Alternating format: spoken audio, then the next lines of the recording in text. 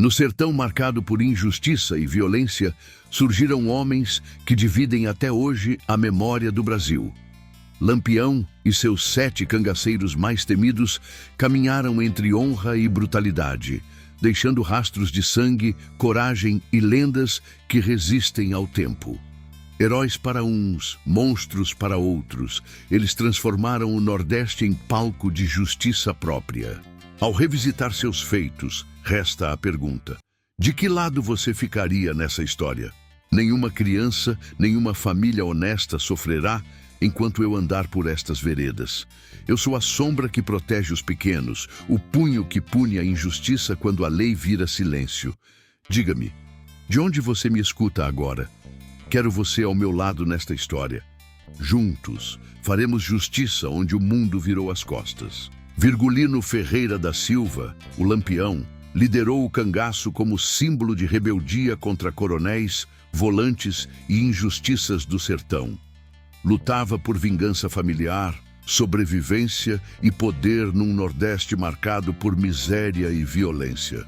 Protagonizou ataques audaciosos, negociações com autoridades e alianças com coiteiros influentes. Sua morte ocorreu em 1938, na Grota do Angico, quando ele, Maria Bonita e parte do bando foram emboscados e decapitados. José Leite de Santana, o Jararaca, foi um dos cangaceiros mais temidos e leais a Lampião. Atuava como executor em vinganças e investidas rápidas, sempre conhecido pela frieza e coragem em combate. Lutava por lealdade ao bando e pelo prestígio dentro do cangaço. Foi capturado em Mossoró após o fracasso do ataque à cidade. Ferido e preso, acabou executado a tiros. Seu túmulo gerou lendas de devoção popular, fazendo surgir a crença de que ele teria se tornado milagreiro. José Pedro de Moraes, o Zé Baiano, era conhecido pela extrema brutalidade e pelo temperamento explosivo dentro do cangaço. Lutava sob o comando de Lampião, buscando status e temor entre inimigos e sertanejos. Suas ações mais marcantes envolviam mutilações e execuções que espalharam pânico pelo Nordeste. Acabou traído e morto em 1936 por integrantes da Volante de João Pedro, sendo decapitado e exibido como troféu para comprovar sua eliminação. Cristino Gomes da Silva Cleto, o Corisco, apelidado de Diabo Loiro, foi um dos mais ferozes e leais homens de Lampião. Lutava pela honra do bando e pela própria ascensão, destacando-se pela coragem em emboscadas e vinganças, especialmente após a morte de companheiros próximos. Suas ações incluíram ataques rápidos e violentos, além de liderança após Angico. Morreu em 1940, atingido por tiros da polícia baiana após se recusar a se render, morrendo ao lado de sua companheira, Dadá. Mariano Laurindo foi um dos homens mais próximos de Lampião, atuando como guarda pessoal e escolta de confiança. Lutava pela sobrevivência dentro do cangaço e pela lealdade ao chefe, mantendo postura discreta, porém eficiente. Participou de deslocamentos estratégicos, vigílias e missões que exigiam silêncio e disciplina. Morreu em combate durante investidas das Volantes, sendo alvejado em um confronto que desmantelou parte de seu subgrupo dentro do bando. Antônio Alves de Souza, o Balão, era um dos cangaceiros mais disciplinados e estrategicamente valiosos de Lampião. Atuava como guarda avançado, batedor e homem de confiança nos deslocamentos do bando. Lutava pela lealdade ao chefe e pela sobrevivência em um sertão hostil. Ficou marcado por emboscadas bem-sucedidas e pela habilidade em reconhecer rotas seguras. Morreu em confronto direto com as Volantes, tombando durante uma perseguição que visava desarticular seu grupo. Adolfo era um dos homens mais silenciosos e leais do bando de Lampião, atuando como escudeiro e auxiliar direto em deslocamentos e vigílias. Lutava pela fidelidade ao chefe e pela proteção do grupo, preferindo agir sem chamar atenção. Destacou-se por missões sigilosas e pela precisão em cumprir ordens delicadas. Morreu em confronto com volantes durante uma emboscada que surpreendeu seu subgrupo, sendo abatido enquanto tentava garantir a fuga de outros cangaceiros. Antônio dos Santos, o Volta Seca, entrou no cangaço ainda adolescente e rapidamente se tornou protegido de Lampião. Lutava por pertencimento, aventura e sobrevivência em meio à dureza do sertão. Destacou-se por sua agilidade, rapidez em tarefas e fidelidade ao bando. Participou de ataques e deslocamentos estratégicos, sempre sob supervisão direta do chefe. Após Angico, foi capturado e condenado. Passou anos preso, sendo um dos poucos cangaceiros a sobreviver e morrer de causas naturais. Pancada, conhecido por sua força física e coragem em emboscadas, era utilizado por Lampião em ações que exigiam impacto imediato. Lutava pela lealdade ao bando e pelo respeito entre os cangaceiros. Destacou-se em ataques rápidos, derrubadas de volantes e missões de choque, atuando sempre na linha de frente. Morreu durante um confronto direto no sertão, quando seu grupo foi cercado e ele tentou abrir caminho para os companheiros, sendo alvejado várias vezes até tombar. O sertão parecia respirar pela boca, sufocado pelo calor que subia do chão rachado. A poeira fina grudava na pele, como se quisesse marcar cada passo de quem ousasse cruzar aquelas veredas esquecidas. Era início do século XX e o Nordeste vivia entre a seca que matava de fome e o silêncio do Estado, que nunca chegava onde a necessidade era maior. Ali, entre mandacaros retorcidos e pequenas casas de barro espalhadas ao longe, surgia a história que dividiria o Brasil entre admiração e medo.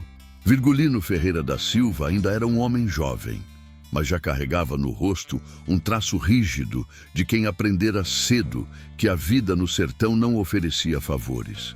Ele cavalgava com um pequeno grupo, sempre atento aos ruídos da caatinga. Os 7 homens que o acompanhavam já o tratavam como líder, mesmo antes de o nome Lampião ecoar como trovão.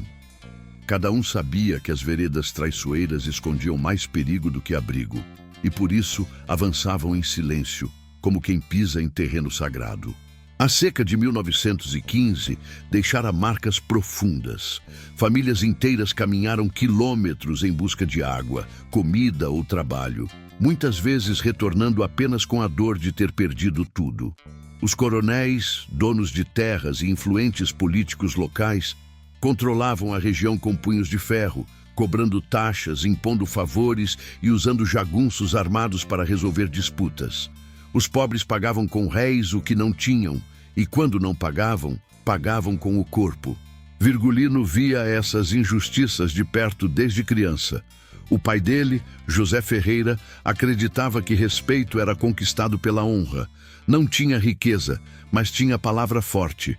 Isso incomodou homens poderosos, e a disputa entre famílias terminou com jagunços armados, invadindo terras e derramando sangue. A morte de José não foi apenas uma perda, foi um rompimento.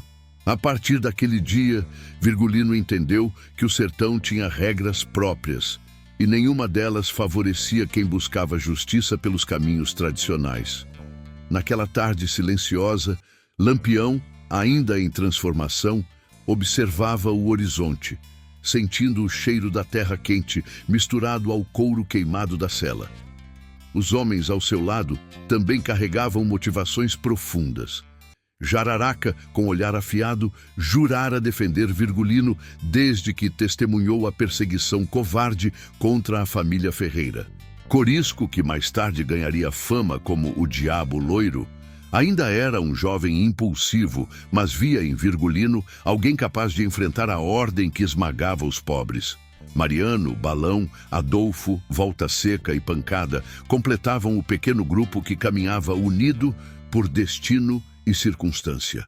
Enquanto cavalgavam, passavam por povoados onde crianças magras observavam em silêncio, mulheres carregavam latas d'água por léguas e homens sem esperança tentavam salvar o que restava das roças queimadas. Lampião via tudo isso com atenção. Para muitos, aquilo era apenas miséria, para ele, era combustível. Cada injustiça testemunhada, cada abuso cometido por coronéis, cada família humilhada, reforçava a convicção de que não havia outro caminho senão enfrentar o sistema que mantinha o sertão ajoelhado. O sol começava a descer, pintando o céu com tons avermelhados. Era o aviso de que a noite traria novas decisões. Lampião não buscava fama naquele momento. Buscava vingança, dignidade e talvez uma forma de devolver ao sertanejo a força que os poderosos tentavam arrancar dele. O bando seguia, sem imaginar que aquela caminhada seria o início de uma revolta que marcaria o país para sempre. A madrugada chegava devagar, empurrada por um vento seco que levava consigo o cheiro forte de terra esturricada. Virgulino caminhava à frente do grupo, iluminado apenas pela lua que riscava a caatinga com tons prateados. A paisagem parecia imóvel, mas ele sabia que o sertão nunca dormia de verdade. Era ali, naquele território cercado de espinhos e promessas quebradas, que nascia dia após dia o homem que muitos chamariam de herói e tantos outros de criminoso. A cada passo, Virgulino sentia o peso do nome que herdara. A morte do pai, José Ferreira, não saía da memória. Ele lembrava da casa simples em Vila Bela, da vida modesta da família, das broncas dos coronéis por motivos quase sempre inventados. Lembrava ainda mais do barulho seco dos tiros naquela noite, quando jagunços armados atacaram os Ferreira por causa de uma rixa política que nem sequer lhes pertencia. A injustiça que pairou sobre aquela morte transformou o jovem Virgulino em algo que nem ele sabia nomear na época. Mas o sertão decifraria por ele. A vingança é semente que, no calor da caatinga, germina rápido.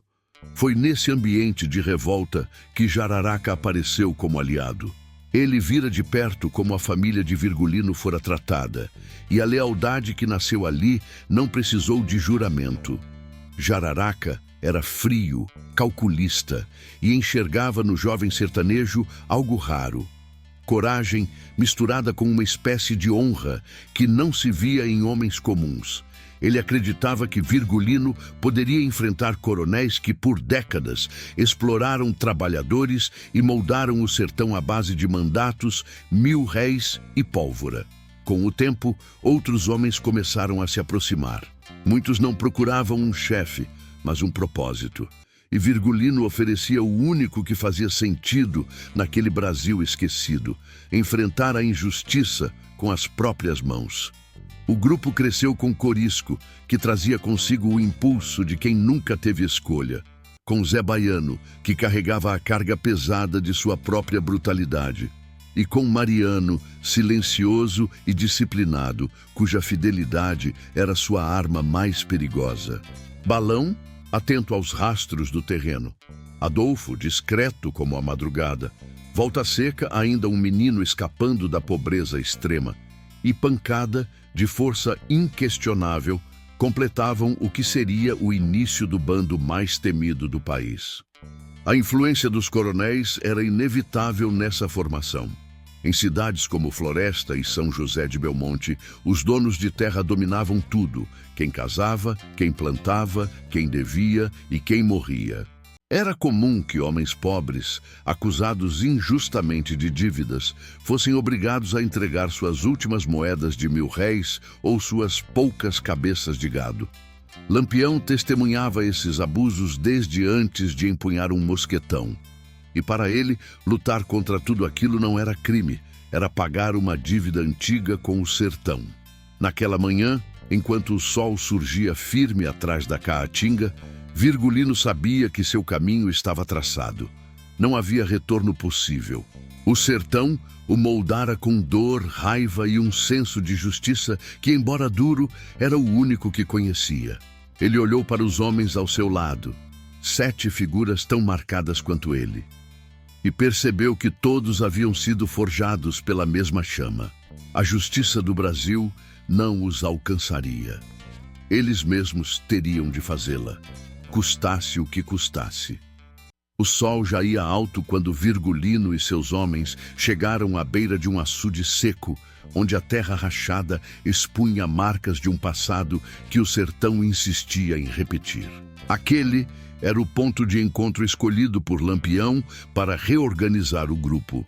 Não era apenas uma reunião, era o momento de definir quem estaria ao seu lado na vida e, inevitavelmente, na morte. A caatinga, sempre rígida e imprevisível, servia como testemunha silenciosa daquele batismo de fogo. Um a um, os homens se aproximaram. Corisco foi o primeiro. O jovem, de cabelos claros queimados pelo sol, tinha um olhar inquieto que nunca sossegava. Viera de uma vida dura, repleta de pequenas violências que o transformaram num lutador feroz. Virgulino sabia que nele havia algo raro. Coragem quase imprudente e uma lealdade que somente os que sofreram demais conseguem carregar. Corisco não buscava glória, buscava sentido. E Lampião era o único capaz de dar isso a ele. Depois veio Zé Baiano, figura de presença pesada, tanto pelo corpo forte quanto pela fama que começava a se formar ao redor do seu nome. Ele não falava muito, mas também não precisava. Bastava sua sombra para que muitos sertanejos entendessem o risco de cruzar seu caminho. Embora seu temperamento fosse explosivo, Lampião enxergava utilidade na força bruta, desde que fosse controlada. No cangaço, cada homem precisava saber o próprio lugar, e Virgulino estava disposto a moldar Zé Baiano para que fosse útil sem se tornar uma ameaça interna. Mariano se aproximou depois, com passos calculados e postura firme. Era diferente dos outros. Observador, disciplinado, quase metódico. Sabia ler rastros, prever movimentos de volantes e identificar falhas no terreno que um homem comum jamais notaria. Para Lampião, Mariano era mais do que um cangaceiro. Era um guardião. Alguém que carregaria sua confiança e sua vida nas mãos, se necessário. Balão veio logo em seguida. Não era tão falante quanto os demais, mas tinha a habilidade de perceber sons e sinais que passavam despercebidos. Sabia quando uma folha quebrada não pertencia ao vento, quando o silêncio era pesado demais para ser natural.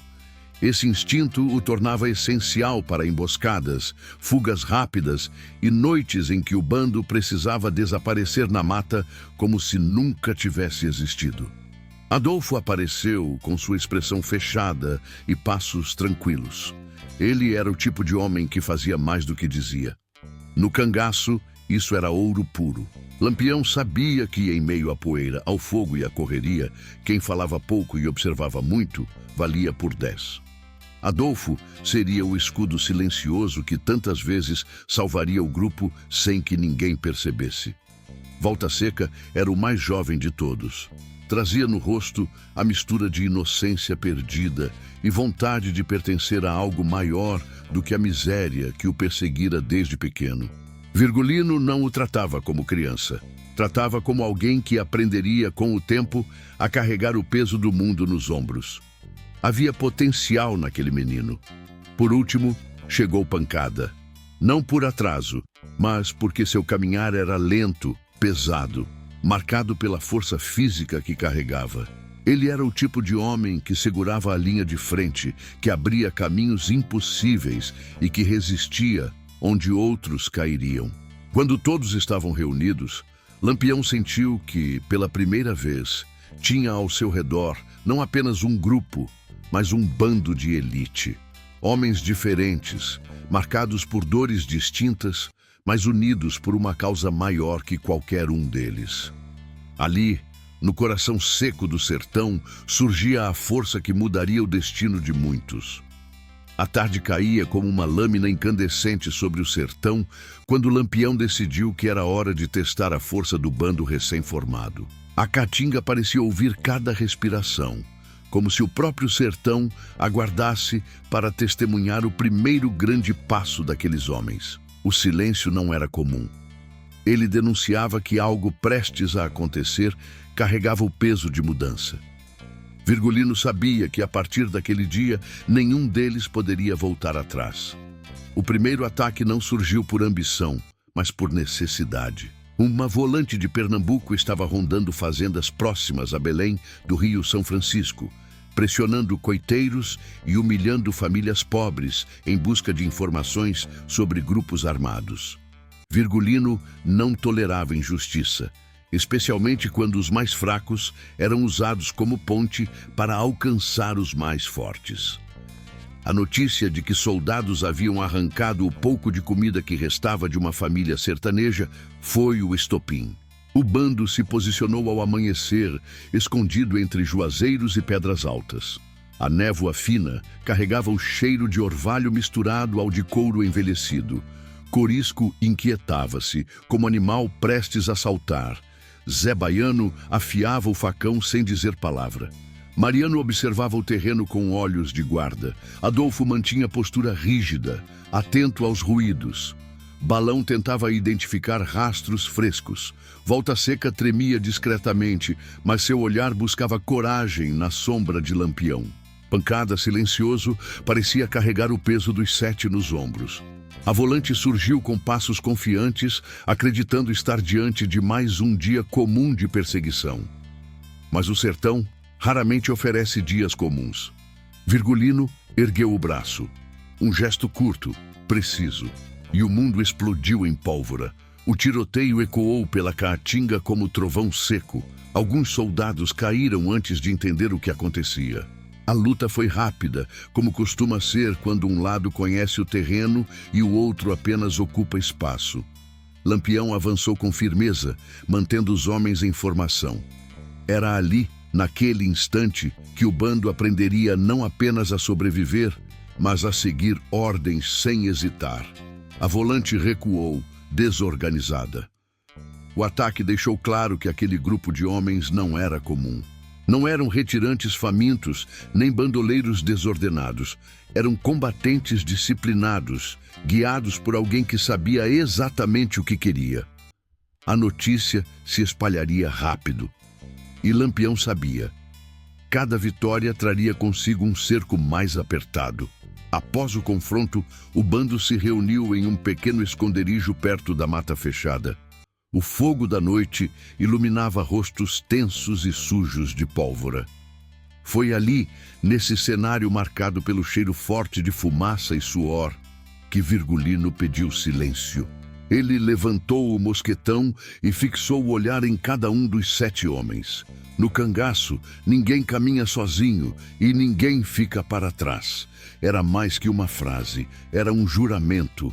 Naquele instante, não havia espaço para dúvidas. Se um caísse, todos voltariam. Se um fosse capturado, o grupo faria o possível e o impossível para resgatá-lo.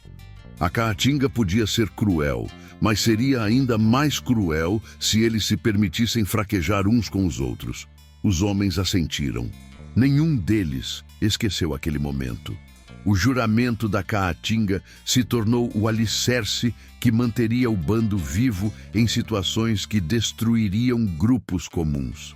Quando a noite avançou, Virgulino observou a chama tremeluzente da fogueira e entendeu que estava começando algo maior do que simples retaliação. A partir daquele dia, o sertão conheceria o preço de mexer com homens que tinham pouco a perder e muito a cobrar.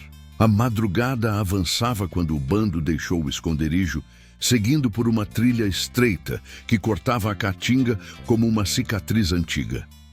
O vento seco batia no rosto de Lampião enquanto ele analisava as histórias que começavam a circular sobre sua tropa. Para alguns, eram justiceiros enfrentando coronéis abusivos. Para outros, eram apenas mais um grupo de homens armados espalhando medo. No sertão, a verdade nunca vinha sozinha, sempre carregava uma sombra ao lado. A fama não crescia apenas pelos confrontos com volantes, mas também pelas ações tomadas nos povoados. Em localidades como Tacaratu, Água Branca e Poço Redondo, famílias pobres lembravam de Lampião como aquele que distribuía sacas de farinha e deixava algumas notas de R$1000 para comprar mantimentos.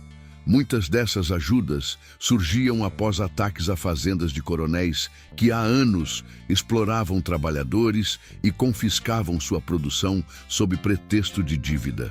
Para quem recebia ajuda, Virgulino era quase um redentor sertanejo, alguém que devolvia dignidade a quem tinha sido ignorado por autoridades. Mas o cangaço tinha dois lados, e o lado mais escuro aparecia quando o bando encontrava resistência. Houve episódios em que moradores, pressionados por coronéis ou seduzidos pela promessa de recompensa, tentaram entregar o bando.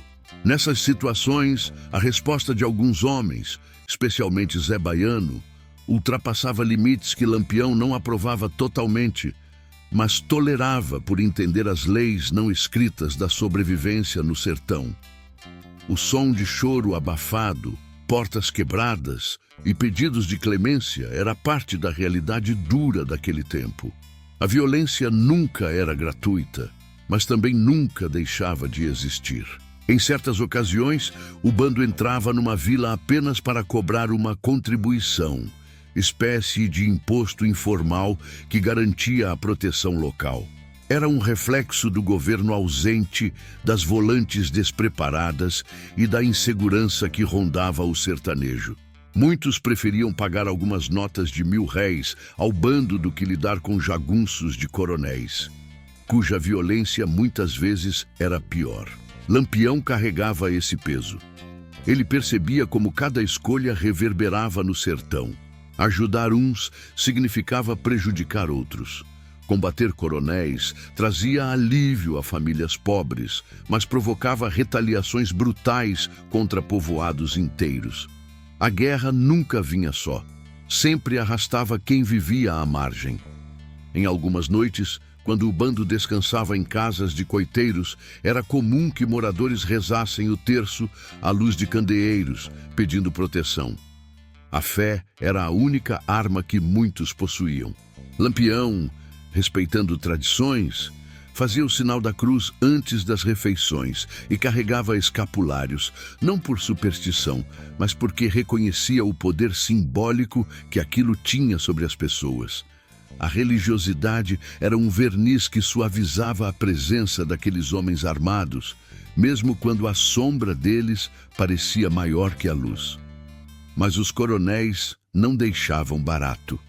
Em reação aos ataques, aumentaram o número de jagunços e ampliaram pagamentos para quem trouxesse informações sobre o bando. O valor para delatar Lampião crescia a cada mês, e a tentação de trair sempre existia, especialmente onde a fome era grande. O sertão vivia um jogo duplo entre gratidão e medo. Ao observar tudo isso, Virgulino sabia que sua jornada estava longe de ser apenas vingança pessoal.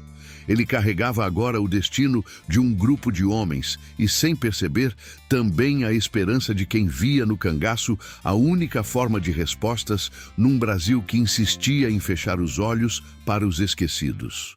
A noite havia caído quando o bando alcançou uma pequena casa de barro, escondida entre cactos e pedras grandes, próxima das veredas que levavam a Poço Redondo. A lamparina do lado de dentro tremeluzia como um aviso de que ali havia vida e risco. Lampião desmontou do cavalo sem fazer barulho, sinalizando para os 7 homens que aguardassem. A cautela nunca era exagero naquelas terras. Cada palma de chão podia esconder um informante, um jagunço, uma volante ou pior, alguém que fingia ajudar para depois entregar. A porta abriu lentamente. O velho João Cirino, coiteiro conhecido por abrigar cangaceiros há mais de uma década, deixou escapar um sorriso incompleto.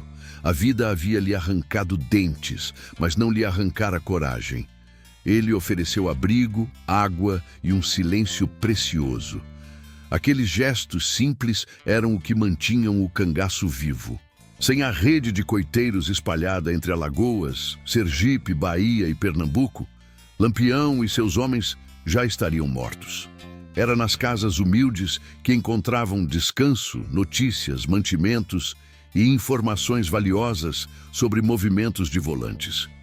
Enquanto comiam carne seca com farinha sobre uma mesa improvisada, Cirino relatou que coronéis da região estavam oferecendo somas cada vez maiores de R$ 1.000 para quem fornecesse qualquer pista. Dizem que agora pagam mais por informação do que por gado, comentou o velho. O olhar de Lampião endureceu. O dinheiro mexia com o caráter de qualquer um. A fome mexia ainda mais. E no sertão, onde até rezas eram feitas pedindo chuva, tentação era um perigo maior que bala. Os homens permaneceram atentos. Balão observava a mata pelos buracos da parede de barro. Mariano verificava a rota de fuga. Adolfo mantinha a arma carregada e encostada no joelho. Corisco, inquieto, passava os dedos pelo punho do rifle. Volta Seca observava tudo com olhos jovens, tentando aprender o que não se ensinava com palavras. Pancada respirava firme, como se estivesse preparado para romper a parede e abrir caminho a qualquer sinal de ameaça. A conversa tomou outro rumo quando Cirino contou sobre festas de São João em vilas próximas. Durante esses eventos, notícias se espalhavam rápido. Padres falavam de justiça divina, violeiros cantavam histórias do sertão e boatos corriam pelas fogueiras. Lampião sabia que essas celebrações eram momentos ideais para descobrir quem estava com o governo e quem estava com o povo. Ali, entre fogos, baião e rezas, nasciam promessas. Algumas sinceras, outras disfarçadas de devoção. Mas o perigo estava crescendo. Alguns coiteiros haviam sido presos e torturados. Outros, obrigados a apontar caminhos sob ameaça de perderem o pouco que tinham. A rede que antes dava segurança, agora mostrava rachaduras. Lampião percebeu que o sertão, antes aliado silencioso, começava a ficar pesado, como se as veredas que ele dominava desde jovem estivessem mudando de comportamento. Ao sair da casa de Cirino, a lua iluminava os espinhos do mandacaru, criando sombras longas no chão. A caatinga parecia observar. Lampião sabia que cada passo dali em diante exigiria mais do que coragem. Exigiria leitura precisa de intenções humanas, e estas, ao contrário do solo seco, mudavam como vento. O bando partiu em silêncio. O sertão estava ficando menor, e o perigo mais próximo. O inimigo não era mais apenas a volante. Era a fome, a necessidade, a promessa de dinheiro fácil, a traição disfarçada de cordialidade. Era o perigo invisível que se alimentava da miséria, e Lampião, mesmo sem admitir, sentia que esse tipo de ameaça era o mais difícil de enfrentar. O amanhecer surgia nublado quando Lampião notou algo estranho no caminho que levava às margens do rio Ipanema. O pássaro que normalmente cantava nas primeiras horas do dia estava silencioso. Balão percebeu rastros recentes na areia fina, marcas de botas que não pertenciam a sertanejos nem a viajantes comuns. O bando, acostumado a ler a paisagem como quem decifra um texto, entendeu imediatamente. Havia gente armada por perto. A volante de Pernambuco intensificara as buscas na região. O governo Vargas pressionava cada comandante a trazer resultados. E cada oficial queria ser o responsável por derrubar o rei do cangaço. Com armas novas chegando ao sertão e informações compradas com R$ 1.000, o cerco estava ficando cada vez mais apertado. Lampião fez sinal para o grupo se esconder entre pedras e arbustos.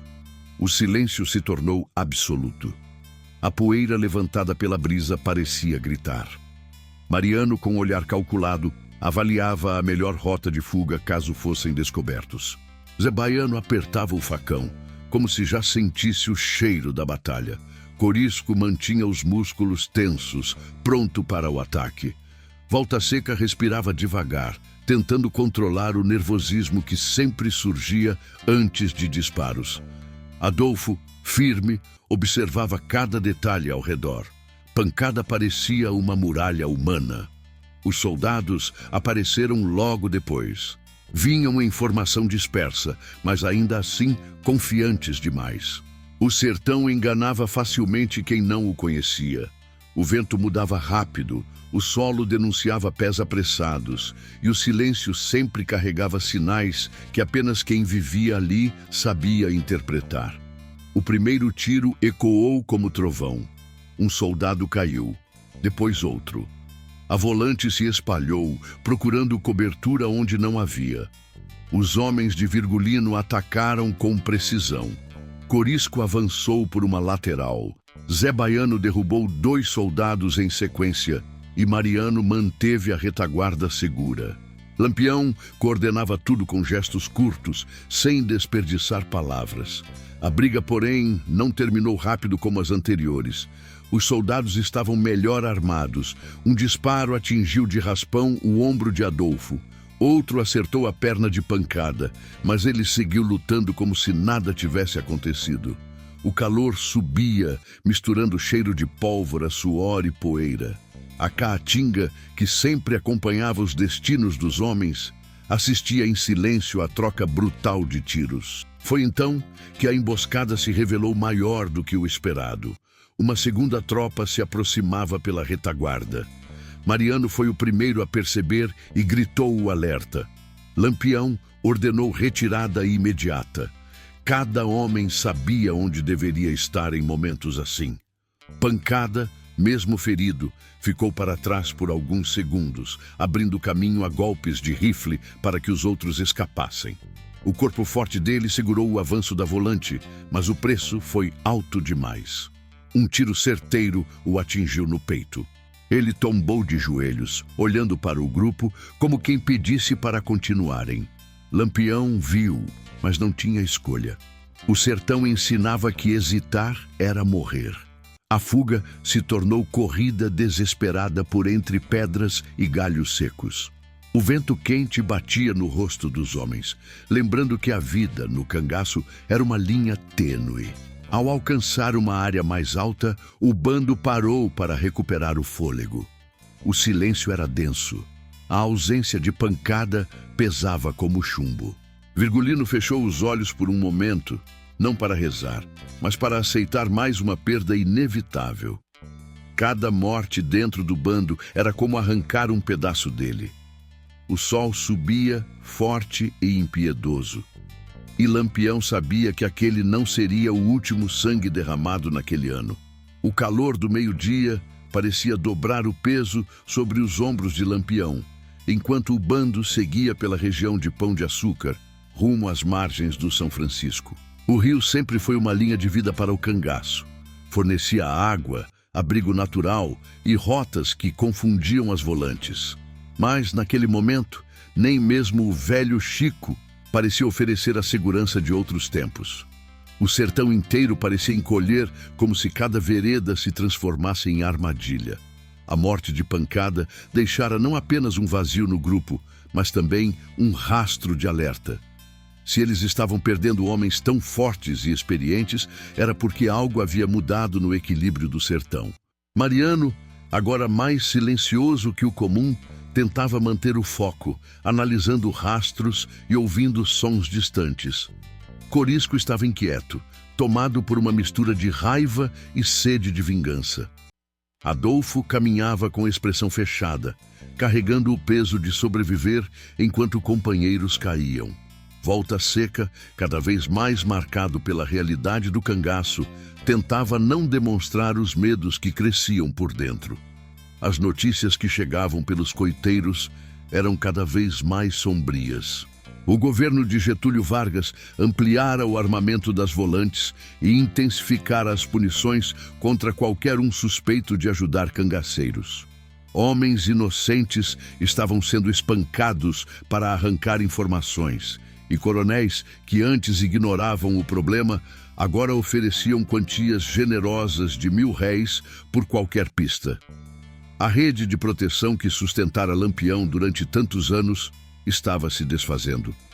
A queda seguinte aconteceu numa emboscada perto de uma fazenda abandonada em Água Branca.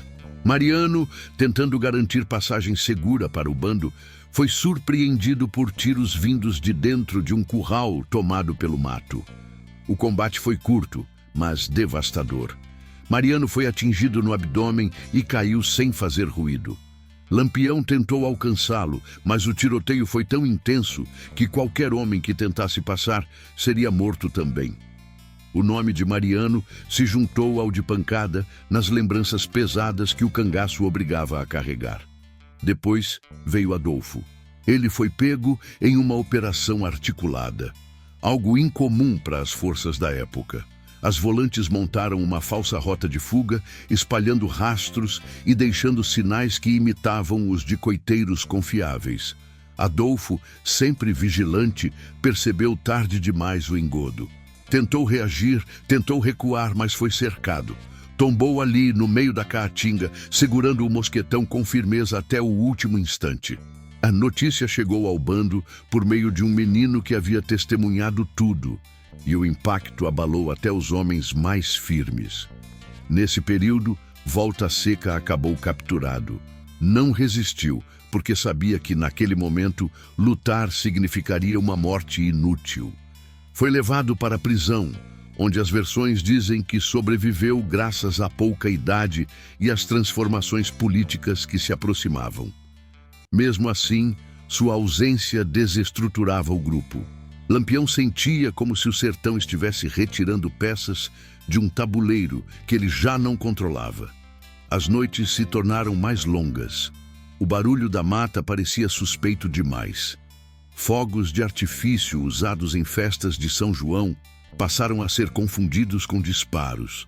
A fragilidade da vida no cangaço nunca fora tão evidente. Lampião sabia que um fim se aproximava. Não sabia quando nem como, mas sabia. E mesmo assim, não recuou. O sertão nunca permitiu voltas, apenas continuidades. E a deles estava por um fio. O vento daquela noite parecia carregar um presságio. Não era forte, mas trazia um silêncio estranho, do tipo que antecede mudanças profundas.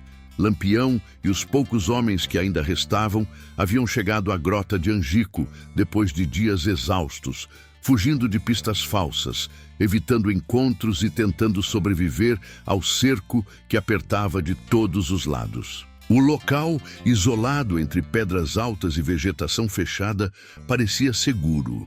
Ou pelo menos era isso que desejavam acreditar. Era a madrugada de 28 de julho de 1938. A lamparina fraca iluminava apenas parte do acampamento improvisado. Alguns homens dormiam, outros cochilavam apoiados nas armas. Maria Bonita, companheira de Lampião, preparava algo simples para comer. O cheiro de café ralo misturava-se ao da terra úmida depois de um sereno leve. Nada ali parecia anunciar o fim. Mas a caatinga que nunca fala sempre avisa. E Lampião, cansado demais, não ouviu.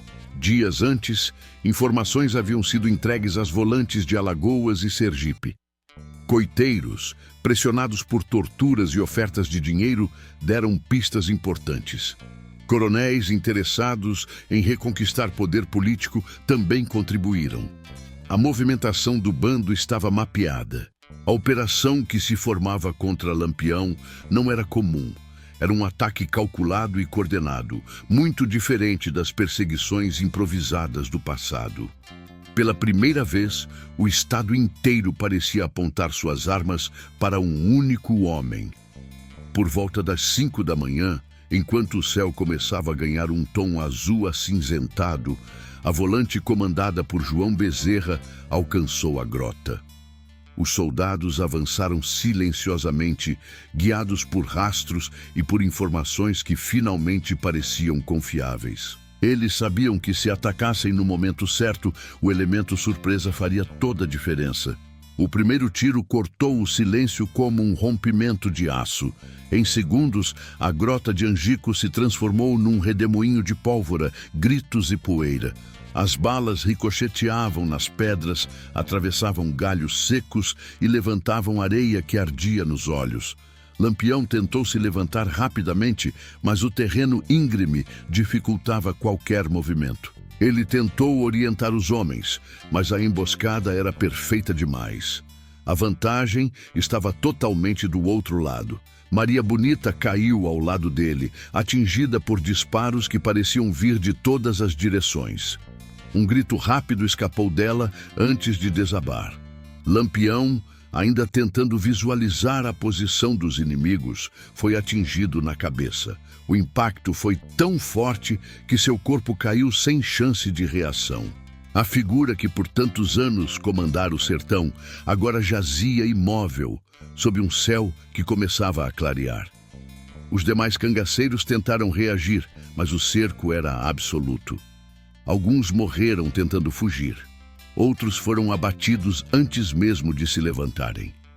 A grota de Angico, tão silenciosa na noite anterior, agora ecoava o som de um fim anunciado. A volante avançou com violência. Quando tudo cessou, o sertão ficou novamente mudo, como se a caatinga absorvesse o último suspiro daqueles que a desafiavam havia anos. Após o confronto, os soldados cortaram as cabeças de Lampião, Maria Bonita e outros integrantes do bando. Era tradição macabra, reforçada por ordens superiores. As cabeças seriam levadas para a exibição, como prova irrefutável da queda do rei do cangaço. Um gesto que misturava vitória militar com espetáculo político. A notícia correu rápido. Entre feira, missa e roda de viola, o sertão inteiro sussurrava o que havia acontecido. Muitos celebraram, outros choraram. A morte de Lampião não encerrava apenas uma vida, encerrava um capítulo inteiro da história do Brasil. E mesmo morto, Virgulino Ferreira da Silva continuava provocando a mesma pergunta que o acompanhou em vida: herói ou bandido? O sol já estava alto quando as notícias sobre Angico começaram a se espalhar pelos povoados do Nordeste.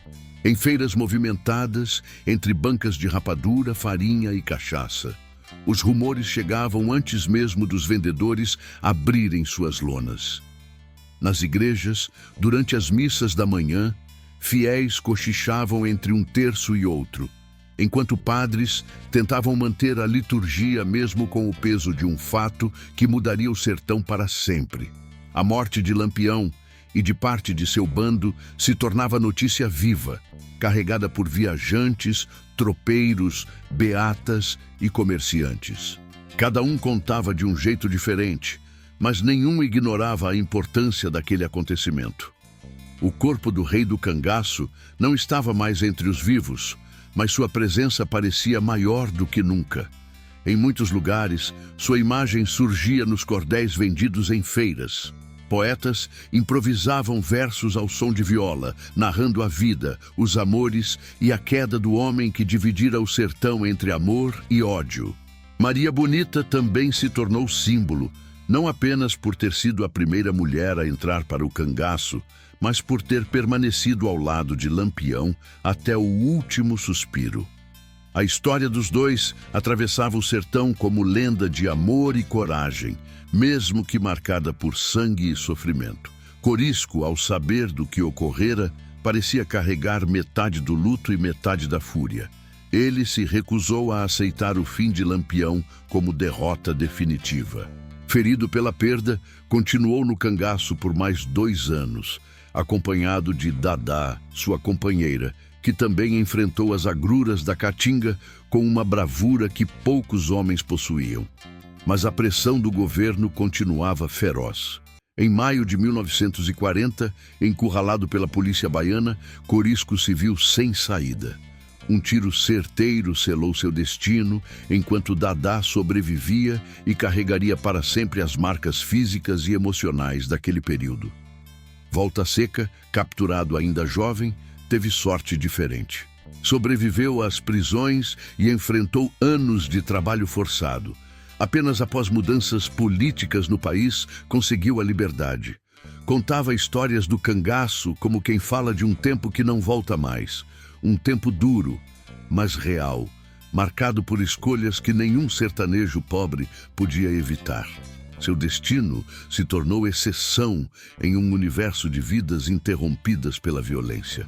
Os sertanejos continuaram vivendo como sempre viveram, entre secas devastadoras, promessas políticas vazias, coronéis vestindo pele de autoridades e um Estado que por décadas enxergou a caatinga apenas de longe. A morte de Lampião e de seu bando não resolveu essa realidade. Apenas apagou um sintoma visível de uma doença profunda, a desigualdade histórica que moldou o sertão. Mas as histórias permaneceram. Nas novenas, em romarias, no São João aceso por fogueiras, crianças ouviam relatos sobre os cangaceiros que enfrentaram soldados, desafiaram coronéis e, às vezes, dividiram o pouco que tinham com os mais pobres. Na beira dos rios, velhos contavam sobre emboscadas, fugas arriscadas e decisões que faziam homens virarem lenda. A figura de Lampião se tornou espelho rachado. Refletia bravura para quem buscava justiça, crueldade para quem perdeu parentes, inteligência estratégica para os estudiosos, poesia para os violeiros, medo para os sobreviventes daquele tempo. Um herói para uns, um bandido para outros, talvez algo entre os dois. E o sertão, que sempre observou tudo em silêncio, permaneceu o mesmo. Vasto, seco, resistente. A poeira levantada pelos passos de Lampião e seus homens se assentou há décadas, mas as marcas continuam. Porque algumas histórias não terminam quando os homens morrem. As histórias que nascem da dor e da luta continuam caminhando, de geração em geração, lembrando ao Brasil que o cangaço não foi apenas crime, foi consequência.